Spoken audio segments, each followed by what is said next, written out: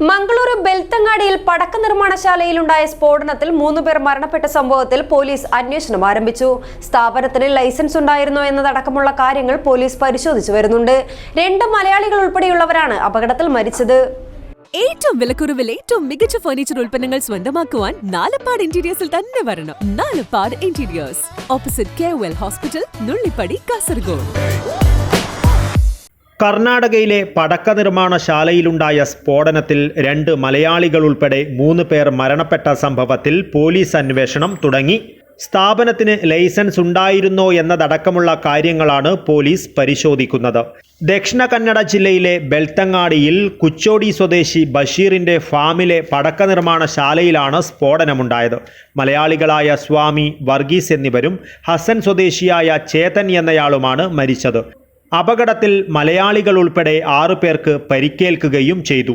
മലയാളികളായ പ്രേം, കേശവ് എന്നിവർക്കും ഹസൻ സ്വദേശികളായ ദിനേശ്, കിരൺ, അരസൈക്കര സ്വദേശി കുമാർ, ചിക്കമരഹള്ളി സ്വദേശി കല്ലേശ എന്നിവർക്കുമാണ് പരിക്കേറ്റത്.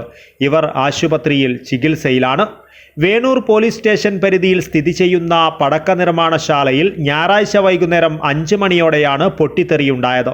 ഈ സയ്യദ് ബഷീർ ಅನ್ನೋರು ಒಂದು 50 ಸೆಂಟ್ ಜಾಗದಲ್ಲಿ ಅವರು ಈ ಪಟಾಕಿ ಕ್ರ್ಯಾಕರ್ಸ್ ಮಾಡಲಿಕ್ಕೆ ಒಂದು ಲೈಸೆನ್ಸ್ ತೊಗೊಂಡಿದ್ದಾರೆ. ಅರೌಂಡ್ 2011-12ನಲ್ಲಿ ತೊಗೊಂಡಿರೋಂಥ ಲೈಸೆನ್ಸ್ 2019ನಲ್ಲಿ ರೆನ್ಯೂ ಆಗಿದೆ. 2024ವರೆಗೂ ಅದು ವ್ಯಾಲಿಡ್ ಇದೆ. 2024 ಮಾರ್ಚ್ವರೆಗೂ ವ್ಯಾಲಿಡ್ ಇರುವಂಥ ಒಂದು ಲೈಸೆನ್ಸ್. ಅದು ಪಟಾಕಿ ಮಾಡಲಿಕ್ಕೆ ಬೇಸ್ಡ್ ಆನ್ ಡಿಮಾಂಡ್ ಇವರು ಪಟಾಕಿ ಮಾಡ್ತಿದ್ರು ಅಂತ ನಮ್ಮ ಇನಿಷಿಯಲ್ ಎನ್ಕ್ವೈರಿನಲ್ಲಿ ಗೊತ್ತಾಗಿದೆ. ಅವರು ಯಾರೇ ಕೂಡ ಪಟಾಕಿ ಬೇಕು ಅಂತ ಹೇಳಿ ಆರ್ಡರ್ ಕೊಟ್ಟರೆ ಆ ಆರ್ಡರ್ ಮೇರೆಗೆ ಆ ಪಟಾಕಿ ಮಾಡಿಕೊಡುವಂಥದ್ದು ಈ ಜಾಗದಲ್ಲಿ. ಸೊ ಈ ಮಾಡ್ತಿರ್ಬೇಕಾದ್ರೆ ಒಳಗೆ ಯಾವ ರೀಸನ್ಗೆ ಬ್ಲಾಸ್ಟ್ ಆಗಿದೆ ಅನ್ನೋದು ಗೊತ್ತಿಲ್ಲ. സംഭവ സമയത്ത് ആകെ 9 പേരായിരുന്നു സ്ഥലത്തുണ്ടായിരുന്നത്. സ്ഫോടനത്തിന്റെ ആഘാതം 4 കിലോമീറ്റർ ദൂരത്തോളം ഉണ്ടായിരുന്നുവെന്നാണ് പ്രദേശവാസികൾ പറയുന്നത്. ഒരാളുടെ മൃതദേഹം സ്ഫോടന സ്ഥലത്ത് നിന്ന് തന്നെ കണ്ടെടുത്തപ്പോൾ മറ്റ് 2 പേരുടെ മൃതദേഹങ്ങൾ 100 മീറ്ററോളം ദൂരത്ത് ചിതറിക്കിടക്കുകയായിരുന്നു. MLA ഹാരിസ് പൂഞ്ച, DYSP വിജയപ്രസാദ്, മറ്റ് ഉദ്യോഗസ്ഥർ എന്നിവർ സ്ഥലത്തെത്തി രക്ഷാപ്രവർത്തനത്തിന് നേതൃത്വം നൽകി. News bureau, Kasaragod.